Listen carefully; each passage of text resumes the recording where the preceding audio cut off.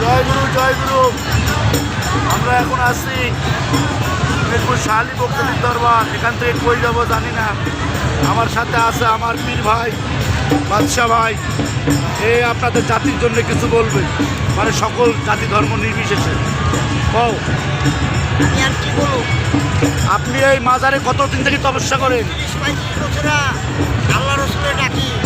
এই 30-35 বছরের মধ্যে দেখলাম না এই বাজারের মানুষ পুরো কাঙ্গালকে ভালোবাসলো। সব তারা যায় পিড়া পাড়া এবং খাতিম সুদ্ধা, মাজার কমিটির সুদ্ধা এবং পিড়া পাড়া খেদা দেয়। মসজিদের উপরে দুনিয়ার খাওয়ান খায়, খাইয়া কাঙ্গালে পিড়ায়। এই টাকা চুরি করছে, এই টাকা চুরি করছে, এটা কোনো বিরুদ্ধ হয় না। যা এই যে আপনার কাছে আমি আবেদন যে আল্লাহ চিরনিরা ভালো থাকে। এখন কথা সত্য কথা বললে গোয়ার সাল থাকবে না আমাদের।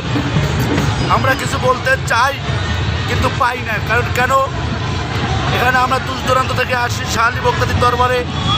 আল্লাহর ওলিরা কোনো পাপ করে নাই। এখন পাপিষ্ট আমি আপনি। আর যত চোর বাটপার নুচ্চা দিয়ে ভরে গেছে এই দেশ। আমার হজরত মোহাম্মদ সাল্লাল্লাহু আলাইহি সাল্লাম বলেছে যে এটা এমন একটা জামানা আসবে, এই জামানায় জাহান্নামের আগুন হাতে ধরে রাখা সম্ভব, তবুও ইমান ধরে রাখা সম্ভব না। এখানে যারাই গাঁজা বেছে তারাই চুরি চট্টামি করে, তারাই বড় চোর। এখানে আর কোনো চোর নাই।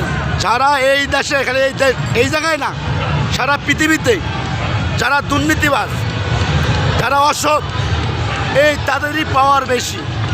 আর যারা সৎ তাদের পাওয়ার নাই। কিন্তু হ্যাঁ, তাদের পাওয়ার আছে। আপনারা দেখবেন আল্লাহর কাছে আছে, আপনাদের কাছে না থাকতে পারে। তাই না বাদশা ভাই? আল্লাহ রসুল দমে দমে আল্লাহ লা ইলাহা ইল্লাল্লাহ মুহাম্মাদে আমার মায়েরে রাসূলুল্লাহ সাল্লাল্লাহু আলাইহি ওয়াসাল্লাম। সাক্ষী। এই যে মা বাপ তো পাগল। 25 বছর আমি রিক্সাটা উচ্ছা আমি চালাই, তারপরে নাস্তা করে আবার রিক্সা চালাইছি। তাও গিয়ে মায়েরে জ্বালাই নেই। কালকে যে 500-1000 টাকা দিলাম মা, সকালে কিলিকা না খেয়ে কামে গেলাম।